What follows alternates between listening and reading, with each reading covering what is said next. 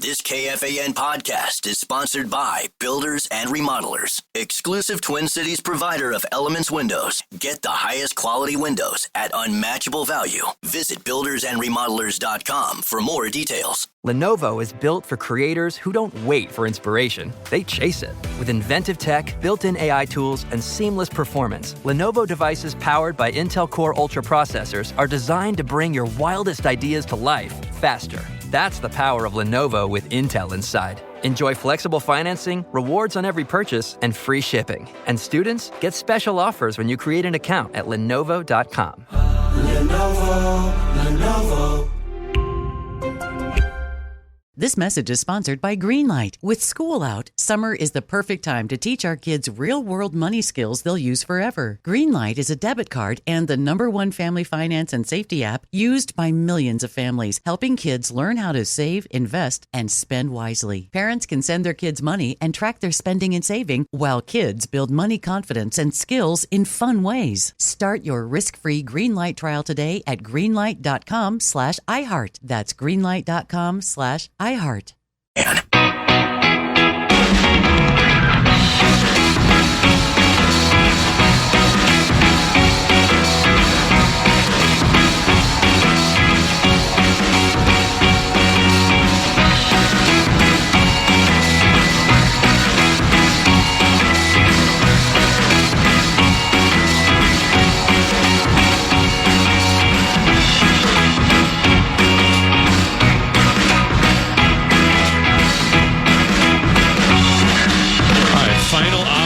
The Tennafitzgerald, not only of the day, but of the week. The Common Man will be back on Monday. We'll actually be at Vikings training camp on Monday, and then we'll be live from the Minnesota State Fair starting next Thursday. What's it say about Zach that Abbott sits down and he's now spent the last 5 minutes just wiping everything down? It's gross in here, man. I'm just telling you. I have followed Zach, and let's just face it, others that are associated with the power trip it's not in just that room before. There's usually crumbs everywhere. There might be like tomato sauce on the table. It's for other people to clean up. Yeah. But yes, that is the voice of Michael Russo, who covers the Minnesota Wild for The Athletic. Michael, you've been traveling all over the place this summer. I'm assuming you've enjoyed yourself because the locations you talked about with me seem like fun places to go. Yeah, it's been a fun summer so far. And man, the Wild have cooperated, right? They haven't done really much. So good summer for you. Yeah, so you could actually put your phone down and know that you're not missing anything, at least as of now. And obviously, they've left a couple big items here toward the end. And so we're sort of now at that point, probably starting next week, where we'll be on call for some news, hopefully. But my guess is that this goes another month. Training camp doesn't start till the 18th or 19th. So we'll see what happens with Rossi. We'll see what happens with the Kaprizov extension. Maybe they even talked to Philip Gustafson about an extension before the start of the season. But right now, I've had a pretty good summer, and trust me, it gets hectic now. Like, I'm going this weekend to New York to sit down with a player. Come back Monday night. Tuesday, I'm going to Milan, Italy, to sit down with 27 NHLers. And then I come back day after. I'm going to Detroit, Ann Arbor, like Plymouth area for a U.S. Olympic men's orientation camp for a couple days. And then I come back here a day, doing the whole state fair circuit. Then I'm going to New York again for some work.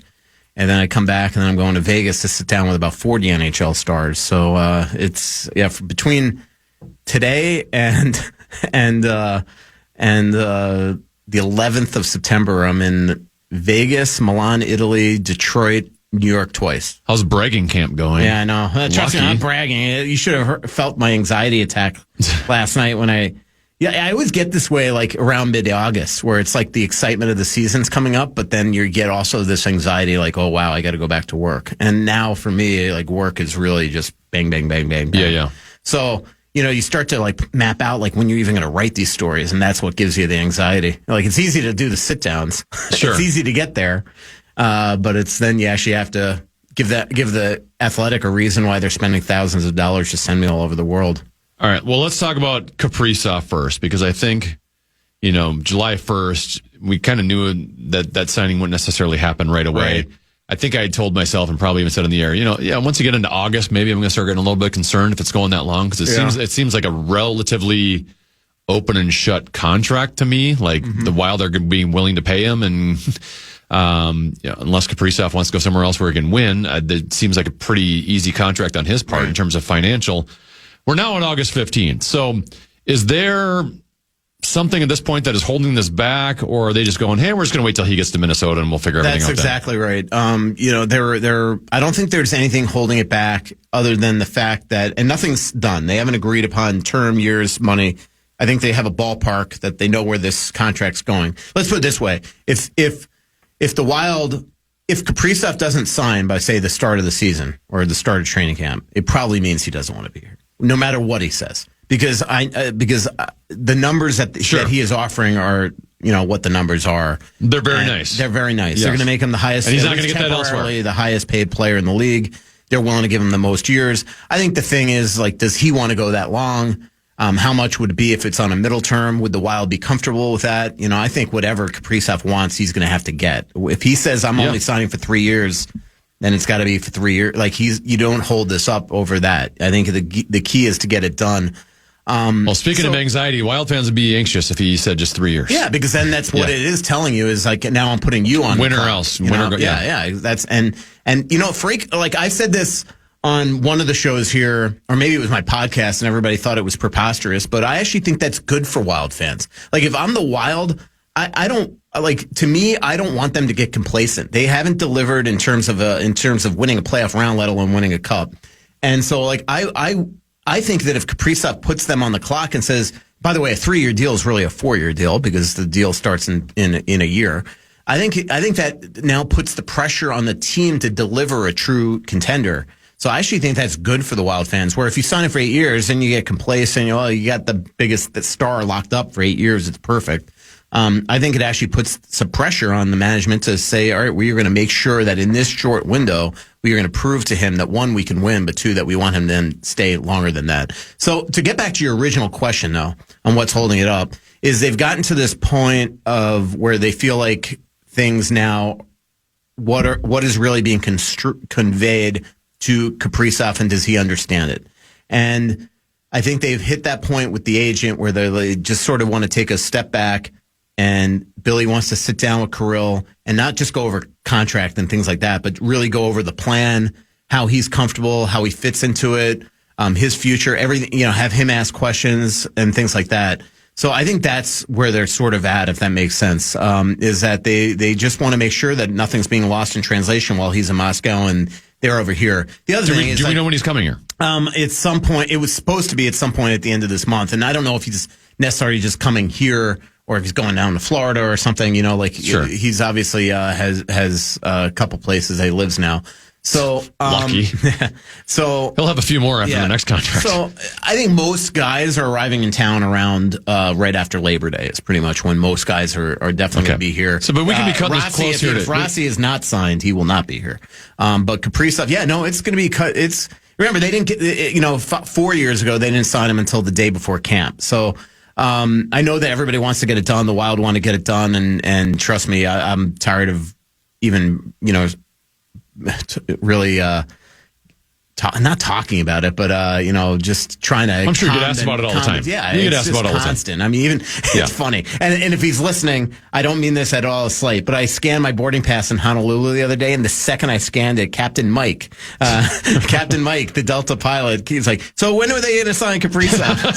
so it's like, I'm like, oh, and it totally caught me off guard. I actually went up to Captain Mike when we landed in Minneapolis just to shake his hand and say, "Nice meeting you," because I'm like, I think that he caught me so off guard. I was in such a zone of just landed from Kona and connect, I had to walk a mile to get connection. I was so not thinking Wild that it actually in our little short from the where I checked my boarding pass to the end of the jet bridge. I was so not in the frame of mind to talk Kaprizov that I'm I hope Captain Mike doesn't think I'm an absolute jerk. We call those Honolulu problems. Yeah. So at what point, let's say the season starts and Kaprizov, a contract is not agreed to. At some point, the Wild, right? We went through this with Marian Gaborik and lost him for absolutely nothing. Yeah. And Kaprizov's on a whole nother level than Marian Gaborik ever was. At what point do we go, we got to start considering trading this guy? Yeah, no, I'm on that camp. I covered that whole Gaborik thing, and it was a disaster for the organization. Yeah. Absolute disaster. The difference here is that Gabrick got hurt 5 games into the season playing sewer ball in Fort Lauderdale, and that's actually what triggered is sewer ball. Sewer ball is a soccer hacky sack game. Oh yeah, that they always play. Yeah. I always call it soccer hacky sack. So he got hurt playing that, and then basically it triggered a season's worth of injuries. Right, he didn't come back essentially till the trade deadline, became untradeable. Then all of a sudden, Doug Risebrough was fired. Chuck Fletcher comes in, and now he all of a sudden won the contract that was offered the previous summer, and the Wild said no, let him go for nothing, and signed Morty Havlat, which was another disaster. So just to give everybody a little history lesson of what happened in 2009. So in that 8-9 season, he turned down the $80 million deal, 10 years, gets hurt, and then it became a major problem. And I think that's what you have to worry about. The difference there is that he was tradable from the standpoint that he didn't have trade protection. Kaprizov has a full no move. So if he is going to basically, by not signing, telling the Wild that, look, I'm not convinced yet, the Wild will, I think it's incumbent that Billy, and obviously this is not going to probably be aired in the public eye, but it's going to create a season-long distraction. But he's going to have to ask Carell for a couple teams that he'd be willing to sign long-term or go to, and then you move that. But we are getting, I don't want people to drive off the road here. We're getting, although I just drove here and there was so much traffic, nobody's going to be driving off the road, but you might fender bend somebody. So I don't want to, that's way off in the distance. Like, I know that we're like, let's not even think about that training yet. camp starts like a month. I will tell you, I agree, but the Wild are still convinced that he wants to be here.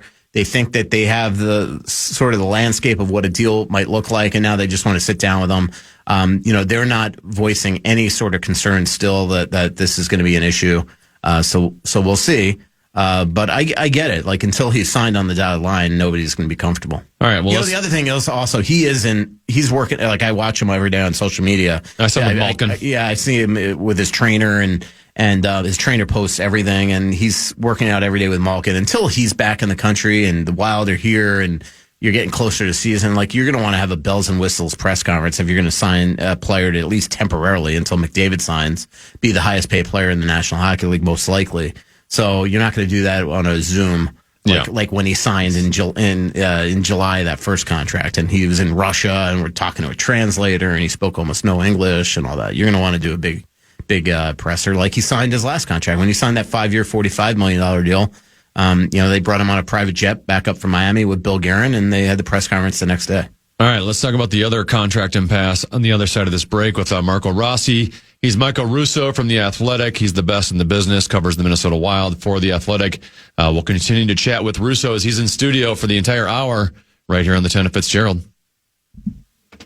The reviews and ratings are in, and Ice Cube's Big 3 is the surprise hit of the summer. And to cap off the season, iHeart presents the Big 3 Basketball Playoffs. This Sunday at 3 p.m. Eastern, the remaining 4 teams battle it out for the right to make the Big 3 championship in the most physical, fierce, and competitive basketball league in the world. The action starts with the Big 3 Monster Energy Celebrity Game, where your favorite stars compete in Big 3 3-on-3 basketball. Then the first of 2 semifinal games features Dwight Howard and the LA Riot taking on Montrezl Harrell and Dr. J's first-place Chicago triplets. The finale will see popular Miami 305 with stars MVP Michael Beasley, and last will Make You Dance Stevenson take on Nancy Lieberman's Dallas Power, who finished the season winning 5 straight weeks to capture second place. Can Glenn Rice, Greg Monroe, and Paul Millsap stop Miami's physical assault, or will Miami and Beasley put an end to Dallas's winning ways? Who will make it to the Big 3 championship? This no-holds-barred action starts Sunday at 3 p.m. Eastern, 12 Pacific, only on CBS. Lenovo is built for creators who don't wait for inspiration. They chase it. With inventive tech, built-in AI tools, and seamless performance, Lenovo devices powered by Intel Core Ultra processors are designed to bring your wildest ideas to life faster. That's the power of Lenovo with Intel inside. Enjoy flexible financing, rewards on every purchase, and free shipping. And students get special offers when you create an account at Lenovo.com. Lenovo. This message comes from Greenlight. Ready to start talking to your kids about financial literacy? Meet Greenlight, the debit card and money app that teaches kids and teens how to earn, save, spend wisely, and invest with your guardrails in place. With Greenlight, you can send money to kids quickly, set up chores, automate allowance, and keep an eye on what your kids are spending with real-time notifications. Join millions of parents and kids building healthy financial habits together on Greenlight. Get started risk-free at greenlight.com/iHeart.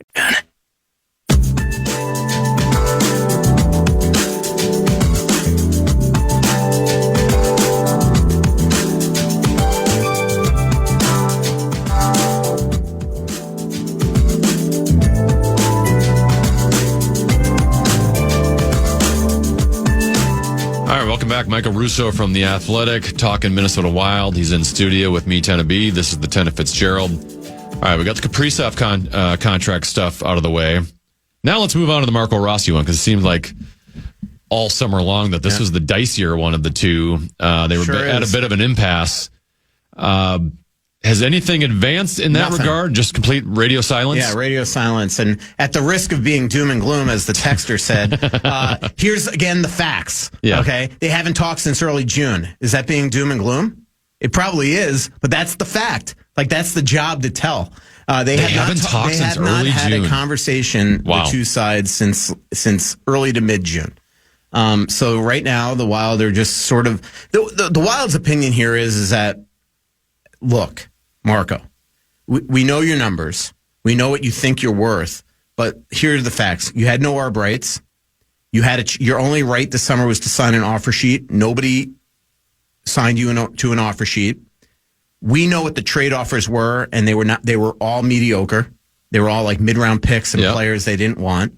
So they feel like this proves what his value is, and it's not being a $7 million player or a $6 million player near Boldy, despite the fact that the numbers in comparables say that he is a $6.5, $7 million player. That is true.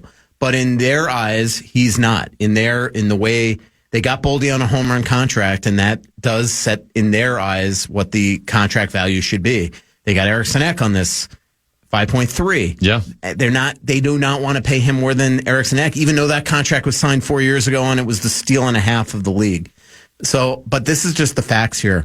So they offered him the 5x5 last winter. He rejected it. I don't even think that's on the table anymore. Even if he came back to him, I don't think he would. Wow. And said it wanted. I think it's going to have to be a 2 or 3 year bridge deal. He's going to have to just bet on himself, know the fact that, there's a lot of hurt feelings from what happened in the playoffs. But if you look at their roster, when he signs, he's going to be a top 6 forward again, at least in the regular season. He's going to have a chance to continue to produce, bet on himself, and then by the time you figure this out, maybe you'll become an unrestricted free agent. One thing that is still complicating matters a little bit is he doesn't become a UFA until 2029. So, but he doesn't want to sign for 4 years. So the question is just what is that sweet spot? My guess is he's just going to have to suck it up, sign a 2-year deal, probably under 5. That is going to be a contract that he's not going to like, but he's just going to have to use that as motivation. I also I've been in touch with him this week, texting back and forth. I'm supposed to talk to him next week. I watch him on social media. The guy is a machine. The reason why I didn't talk to him the other day is he's climbing up a mountain in the Alps. He's just ridiculous. You watch him. He's just an absolute monster right now, his body. So he is ready. And that's what he's got to realize, too, is like, and I feel like bad putting this all on him because I do think that he's gotten the short shrift here a little bit in what the contract, because I know the way that contracts are done in the league, it's based on numbers. That's just a fact. And when Matthew Coronado is getting a new deal at 6.5, well, Marco was a better player than him. It's just that simple. But that's just the way that life is right now. And what he's got to realize he's probably also feeling the wrath of an organization that has not had financial flexibility and doesn't want to put themselves back in that in those shoes again. Yeah, and that's the thing is that every penny you spend more than you want, it affects other things. Like what if Urov pops? What if Boyan pops? What if Juracek pops? Ogren, these guys, Wallstedt. You have to make sure. Yes, when in the context that we're all assuming Kaprizov is going to be a $15-16 million man. Well, it doesn't matter how much the cap continues to climb. That stuff starts to eat if you start, paying in their eyes, overpaying guys. So my point on Marco is that he's got to really put in all this incredible work this offseason to come here and have a great year. And so, do you really want to ruin that all by not being signed by the start of camp? And again, I get it's a two-way thing here. And I'm not trying to say that the Wild should just, that Marco should just, just say, all right, here, I'll take anything to play. He's a proud guy. He knows what everybody else in the league is making and things like that. But, he's putting in all this work. And when you're late for training camp, it does affect things beyond camp. It just does. And when you're a European that's late for camp, a lot of times it really delays things because you can't just come over. You got to get a work visa. And so that, I remember when Fiala signed on the eve of camp one year, we didn't see him for a week or so. And so the longer this goes, he's the one that I am a little concerned about because he's probably going to have to be the one that gives, because I just don't think right now that Bill Guerin is. Bill feels like he's got no rights, and this is what he's on our pay scale. This is what he warrants, and he's willing to make him sweat. Now, I will say, I do think that it is important, and I think it will happen that, all right, when Bill gets back, they're at a retreat right now dealing with, really working on the season, the management and ownership and all that stuff. And then they get back. I think at some point you've got to re-engage conversations with his agent. Like, it's just got to start. I was going to say, when's that going to happen? Because we're at mid-August now. It's got to happen soon, and I think it will. But, I think, and the more that happens, like, Marco's feelings are getting more and more hurt. And I think it's important for John Hines and him to have another conversation. I read some quotes from Marco last week where he basically said there's a trust issue. And, he didn't like how he walked into the locker room in the playoffs, and that's how he found out on the chalkboard essentially that he was the fourth line center. Now, I will say, I didn't know that. Yeah, but I will say this is pro sports. That's how it's done. You're not waking him up from a nap. Hey, Marco, you're like, line changes all the time, and you can't. And this is just like I am cynical to that type of stuff because, and I get it. Everybody's an individual, and we all want to be treated with respect. I too, like if I feel like I'm snubbed by my editors, I get ticked off. But I will say I've covered the league a long time, and I'm telling you that this stuff has happened forever. I told this story on the podcast the other day, but I remember standing on the bench with Dave Gagne in Montreal once, and I don't feel like I'm saying something out of box because it was on the record story that turned out, but he was not happy about the Lions and the lack of communication where he was in the lineup. And this was a veteran at the time. Like, this stuff just happens. We all like to assume that, like, communication on all pro sports teams is exactly like perfect. Like, if John Hines needs to talk to Marco Rossi, he's calling him into his office or having a 30-minute like hug fest, and it just doesn't work. They don't have time for that. Exactly. Like, especially in the playoffs. So like a lot of times you just expect that a professional athlete's just going to be, mature enough and professional enough to just like deal with it. And then, I want to get more context from Marco by what he meant. Like, did he not at all have any conversations with John throughout this? Then I agree with you. That'd be a problem. But if we're just talking game 2 and they talked between games 2 and 3, then that, to me is a little less of an issue. I'm actually been kind of on the wild side of this whole Rossi thing. Mm-hmm. I think Rossi's a quality player. Is he a player I want to spend $7 million a year on? I don't think I do. And I get it. I get he's young and there's still a trajectory that he can reach. Mm-hmm. I just don't know if I see that with him. I don't know if there's this special trait where I'm like, man, once that thing gets unlocked, in the next 2-3 years, that he can become this. I think he's just going to be a fine quality player. And I'm kind of with the Wild where they've gone so long of being handcuffed financially that we can't just be throwing money around anymore at some of these guys. And I also, I feel like I'm in the minority. I don't mind the way they handled him in the playoffs last year. Like, Ryan Hartman played well enough where he deserved a bigger role. Now, you could argue him versus Freddie Gaudreau. I get that. But in terms of Rossi moving down, for Hartman to be elevated, Hartman played great early in that series, and I don't have a problem with him getting more looks. I agree with you. It's a playoff series. You got to play to win at that point. To me, the Gaudreau thing was more because if I remember, he was on the line with Johansson and Gus Nyquist, and that line, like, analytically was also terrible. And Gaudreau won 6 games without having a point. Come on. Yeah.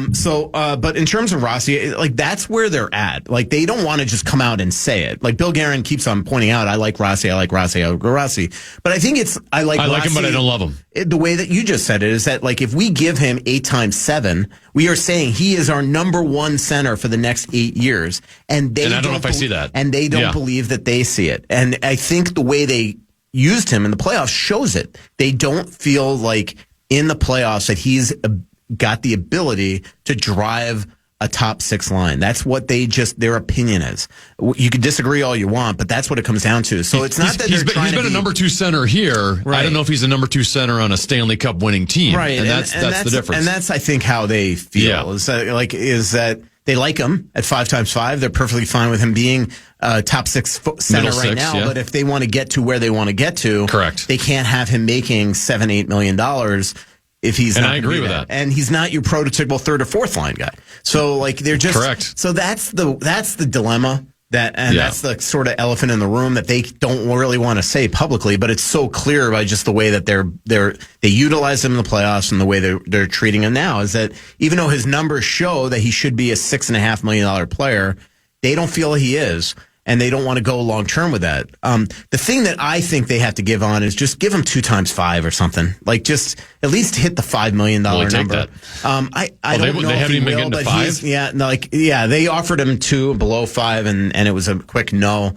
And you're right, but there just comes a point where, where Marco's got to be the one that drives it. Like, his agent, obviously, who's a big staunch. I mean, his agent it's fun. It's kind of funny. He's used to work for the NHLPA. In fact, he represented Bill Guerin in some of his ARB cases and things like that. So there's a history there, and they like each other. But I guess my point on that is that he's a staunch NHLPA guy. So he also believes in the philosophy that if you sign a player to an undervalued contract, you're affecting the next guy. So he is one of those guys. And I get that. But at some point, Marco's probably going to become the boss. The question is, does he totally in lockstep with his agent? He might be. He absolutely might be. So I'm hoping that we'll talk next week. I'm supposed to call him next week and we'll have a conversation. All right, we spent a half hour on Kaprizov and Rossi. We'll try to get to the rest of the team. I got plenty of questions, plenty of players I want to ask you about.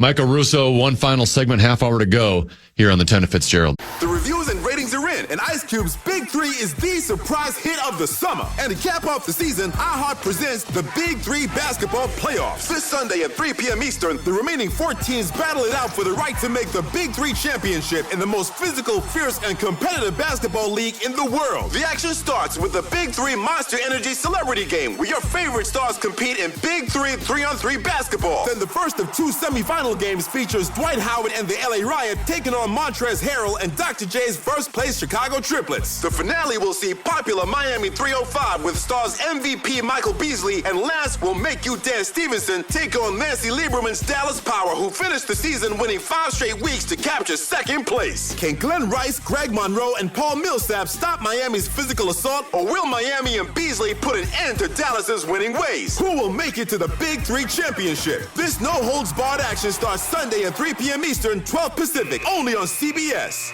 Lenovo is built for creators who don't wait for inspiration. They chase it. With inventive tech, built-in AI tools, and seamless performance, Lenovo devices powered by Intel Core Ultra processors are designed to bring your wildest ideas to life faster. That's the power of Lenovo with Intel inside. Enjoy flexible financing, rewards on every purchase, and free shipping. And students get special offers when you create an account at Lenovo.com. Lenovo.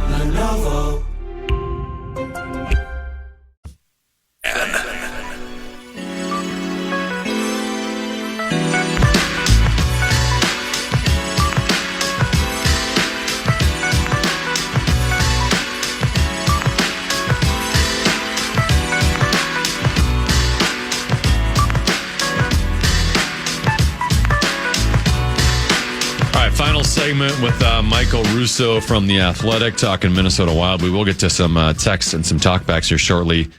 The Wild signed Jack Johnson to a professional tryout the other day. I don't know if that's technically called a signing or not, but and you've noted in there that not super confident that Jonas Brodin is going to be starting the season. Do we have any indication as to, I know it's upper body injury, but what kind of injury it is, the timeline, or in terms of not starting the season? Are we talking a week or two? Are we talking a month and a half? What's the Brodin situation? They say a couple weeks. So the question is, how much work does he get in training camp? Because if he misses the first couple weeks of the season, it would lead you to believe that he's not ready for the start of camp, and then you're playing catch up. Although, wasn't it last year where Boldy, or was it 2 years ago, where Boldy broke his toe? That's right. And missed all of camp, and then came out and immediately had a monster start to the season. So it's not always the guarantee, but Boldy's a special player. But so is Brodin. And so, they say a couple weeks.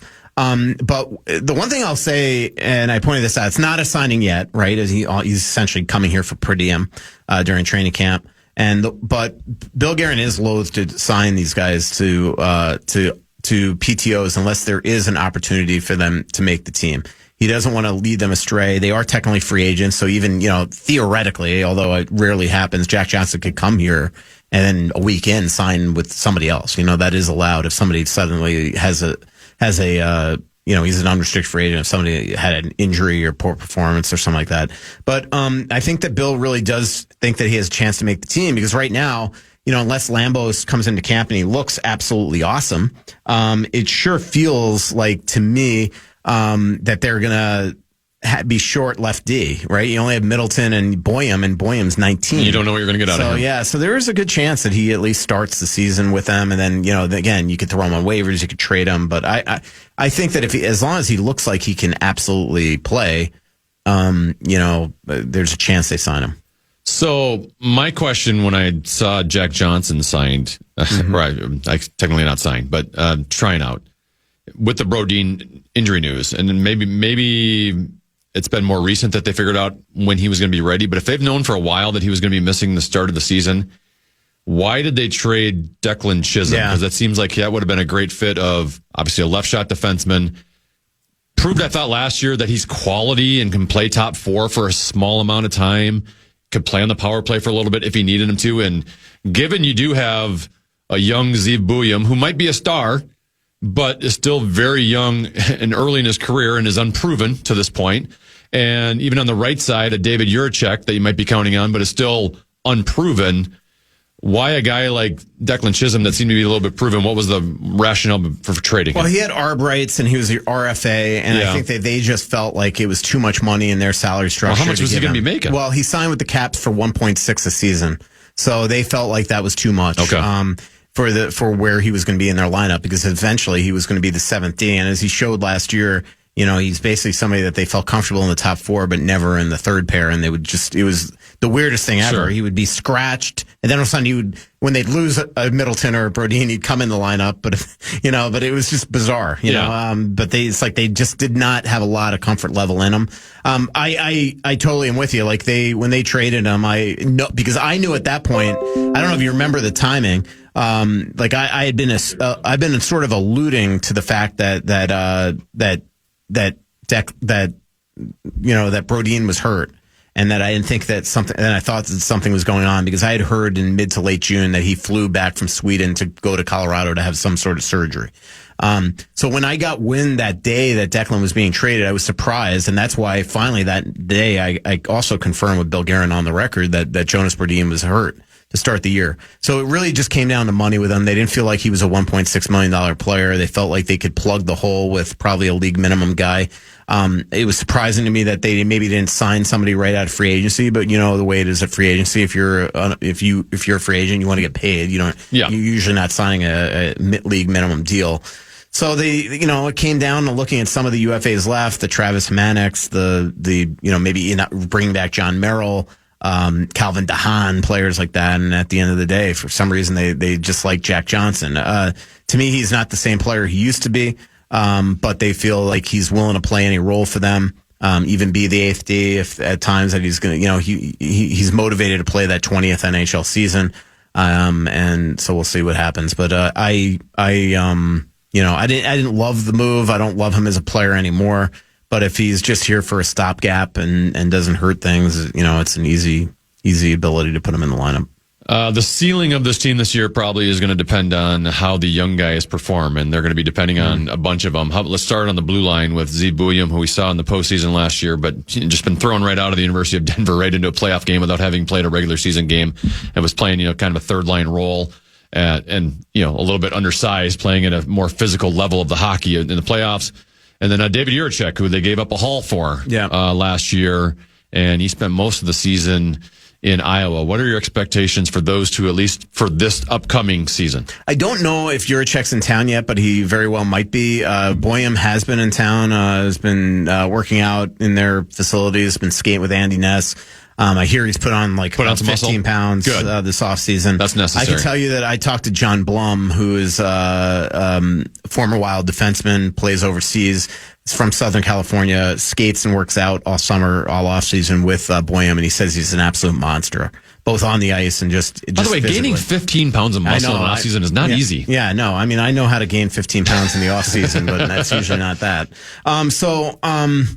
But yeah, it's absolutely, that's what they're saying. We'll see, but he looks bigger. I mean, but even Rossi, again, he just looks so much bigger to me. Not that he really needed to get bigger. The problem is the way that the Wild want him to get bigger. You can't get bigger. You can't put him on a stretch rack and add like a couple inches and make him 6 feet or 6'1" or something. But to get back to your point, I totally am with you. Like where this season goes, one obviously depends on health. We saw how good this team can be until they got absolutely decimated by injury last December. Specifically the health of your key players. Yes, exactly. And they lost key player after key player. I mean, remember, it was Brodeen, it was Gustafson, it was Kaprizov, it was Zuccarello, it was Jake Middleton, it was Jared Spurgeon. It was all in a row. It was crazy that December to January where every day they came in and had somebody new. So that's one. And two, it is on these young guys. Is Volstead ready to really push Philip Gustafson? I'm actually going to be sitting down with Gustafson next week in Italy. Is Ogren here to, like, again, another guy on social media. He's an absolute monster right now. Like, he just looks so ready. And it looked like Iowa really worked for him last year. He had a great time when he was down there in terms of production. And now does he get the opportunity in the lineup to play up? And does he have the ability to produce? That's another one. Juracek, is he the Juracek that we saw in that Colorado game? Where he had an unbelievable play on the Trenyon goal? Or is he, the guy that we saw that really didn't play great in Iowa and obviously didn't get a huge role here? And then Boyum, and then we'll see where things go with Urov. I mean, Urov is the one. Yeah, I mean, he's the one they're really looking forward to. He's been in Connecticut since mid-July, working out, skating. Looks like he's got the ability. He's going to have probably some growing pains. He's going to have to work his way up the lineup. He's not just going to be, unless Rossi's not here, anointed in the top 6. He's going to have to show that he could play. But they are planning on starting him at center. Yep, they are. Now, obviously, that could change in an instant. But, they did trade Freddie Goudreau, and they got the Rossi situation. So right now, there's a clear role for him at center. But they signed Nico Sturm, and they have Eriksson Ek, and Hartman can play center and probably will play center. So there's not that clear path. He's going to have to show it. But I'm looking forward to meeting him. I'm actually going to meet him in a couple days and have a big story on that next week. Paul apparently wants to scoop you. He texts at the Brad, Sean, Brian KFAN text line. Juracek is in town. Yep. He's at the kids' West Walls camp yesterday. He met all the kids. That's awesome. So I mean that's my two boys will be at the West Walls camp in about 2 weeks. That's so hopefully Kaprizov will show up to that one. So there's a good scoop, and I think that that's a good sign that he's here so early. Remember, I mean, he lacerated his spleen at his first game back in Iowa after the Wild sent him down after that series of healthy scratches last spring, and then he goes into the lineup, immediately gets hurt, has a significant injury that knocks him out the rest of the year. Took some time to recover, but the fact that he's over here this early, I think, says a lot. I got another text message at the Brad, Sean, Brian KFAN text line. Says, what impact does the Mille Lacs ban of Ojibwe and Grand Casino naming rights have on the Minnesota Wild? Hearing they want to put a sports book in the X, he says it will always be the X, once legalized sports betting is passed, even though they were against it for so long and are heavy hitters politically. I also wanted to ask, maybe... First of all, I have not heard that. In fact, the Wild completely deny anything about putting a sports book in the X. Great, though. They should. I'm just saying. But I will say that is now the... I would be all for it. If you want to vote for me as the next governor of the great state of Minnesota, I will put a sports book next to Grand Casino Arena. Well, I mean, it's becoming so commonplace up in Canada. You go to a Washington Capitals game, they got a sports book right there as well. It is becoming common and sort of this new thing in the league. The Wild say there's going to be no inference or implementation of any sort of gambling at the. Well, how about the future of that building in general in downtown St. Paul? Because they had asked the legislature for some money and weren't in terms of getting upgrades. It is getting older. The rinks is 25 years old now. And it's always been odd to me that a market of our size has a hockey team over here and a basketball over here when you could save some money and put them both in the same building. Like what do you think is the future of that building in downtown St. Paul? What you just said is probably the leverage the Wild are going to have. Like if you don't give us money at some point, this is not tangible anymore, and we're going to have to talk to the Wolves about maybe being in their new privately financed building and being a tenant. I mean, that is something that'll be the threat. Okay. And then if all of a sudden, that magnificent arena is vacant in the state capital, that would wreak havoc on that city. So that would probably be their one big leverage point. As far as the legislature rejecting their plans. I mean, the only solace is they rejected every team's wishes, and the Wild are just going to wait until January to try again. I'm somebody that goes to that arena every day. It's still a great building, but I also go to all 32 arenas in this league on a constant basis, and it's got some major flaws. One, revenue streams to the frills, the bells and whistles that other arenas have that bring revenue that also help. If you reinvest it into the team, it makes a better fan experience at times. But then the innards of the arena have not been upgraded at all in 25 years, from the plumbing to, last year in the press box, the Pioneer press writer had to move to the other side of the press box for the rest of the season because the roof was leaking on his laptop. Stuff like that. I had that at the Brooklyn Park Ice Arena last night, the bench I was coaching on. Had some, even rusty. Their home locker room is definitely needs a fresh coat of paint. And I think that's being done this offseason, some renovations, but it just hasn't happened. And that stuff players see. It also helps, recruit guys here. So we'll see where it goes. I know it was disappointing for the Wild. They feel like, they're in that building 44 out of 365 days a year, and that their owner was willing to almost put up half. And they don't even own the arena. So, I think they feel like it's time for some public help, especially when other teams in this town, save for really, I think the United, have all gotten public money in the past. KFAN girl texts us at the Bradshaw and Bryan KFAN text line. When will the new jersey be released? And is this the most boring offseason he has ever covered for the Minnesota Wild? I don't know. It really does feel like the last 6 years has been a very easy job being the beat writer in the offseason, which you don't really want. But it's because of their, after the Parisi Suter thing, they just really haven't been able to do anything in the last 4 off seasons. So I think we're all a little surprised it's been as quiet as they were. I saw it coming though, because you just saw like all the guys they wanted started re-signing with their team. So you just knew that this was going to be a pretty quiet off season. I would have loved to have Kaprizov done now just to get that off the plate. And Rossi as well. As far as the jerseys, my guess is that I was thinking that we would see them by the State Fair. My guess is that they'll sort of be unveiled in like mid-September, toward the end of September. I do think that we're getting to a point where the Wild are going to start announcing what their plans are for their 25th anniversary here in the next week to 10 days. And then, but I don't think that we'll get the unveiling of what the jersey looks like until probably late September. But essentially the way it works, I said this on the podcast a couple of weeks ago, is that the league only allows you to wear these special jerseys 4 times in a year. So don't think that they're going to, this is going to become permanent, or that they're going to wear them, 10, 15 times. They still got their 3rd jersey, which is the one reverse retro, and then obviously their home and road. I apologize if I've missed this, but you guys had posted the poll on The Athletic with the all Minnesota Wild team of the first 25 years. Yep. Have you posted results of that? No, we're going to try that. I voted on it. Yeah, it's going to. The whole point of it is that we're going to run it right before training camp. Got it. So, I actually, believe it or not, I haven't seen the results. Actually, only my editor has the ability to see them. So, it keeps Joe and I from cheating and seeing the way that things are going. We're also going to have. Maybe you could be on the group. We're going to have some people that have watched a lot of Minnesota Wild over the years pick their own teams. Yeah. And it'll be quite different, right? Because the way that I basically did it on the air the other day. I killed the segment of so like the way it works with the fan thing is that, if the 4th left wing is actually a really, really good player, that player is going to be the 4th left wing. So like, let's just say it was Matt Boldy even. Yeah.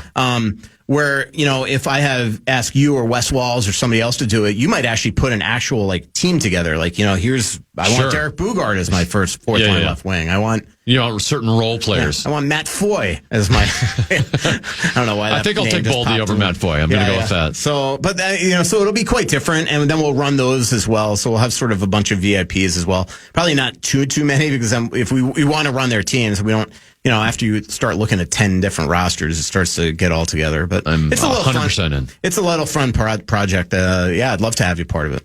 I don't know if you're going to actually answer this question, but we'll ask it anyways. A texter at the KFAN text line, Bradshaw and Bryant. Of the following Wild GMs, rank them in order from best to worst: Fletcher, Riseborough, Fenton, and Guerin. Yeah, I knew you weren't going to get into that. Well, how about let me phrase it this way. I was going to ask you this way. because Bill Guerin, is he going into year 7 or 8? Yep, year 7. And when people have asked me to evaluate, him as a GM, I'm like, I don't know if I can, because he had 2 contracts that have held him down the entire time.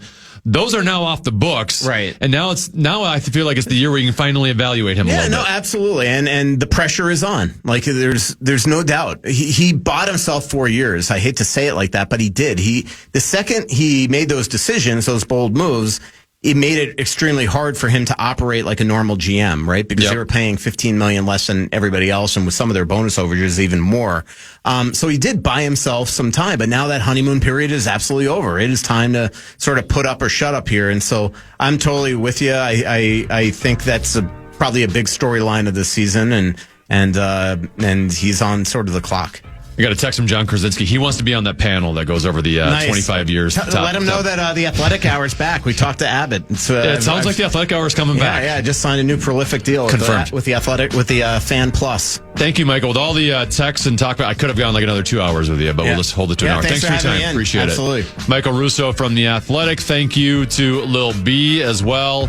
Charch joined me earlier in the show, and Zach Halverson and Chad Abbott. Thanks for their producing skills as well. But the Common Man will be back on Monday.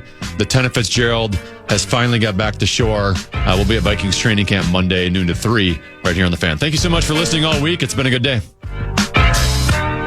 Listen back to any of Common Man's programs by podcasting on the iHeartRadio app or KFAN.com. Come on, why is this taking so long? This thing is ancient. Still using yesterday's tech? Upgrade to the ThinkPad X1 Carbon. Ultra-light, ultra-powerful, and built for serious productivity. With Intel Core Ultra processors, blazing speed, and AI-powered performance, it keeps up with your business, not the other way around. Whoa, this thing moves. Stop hitting snooze on new tech. Win the tech search at Lenovo.com. Lenovo.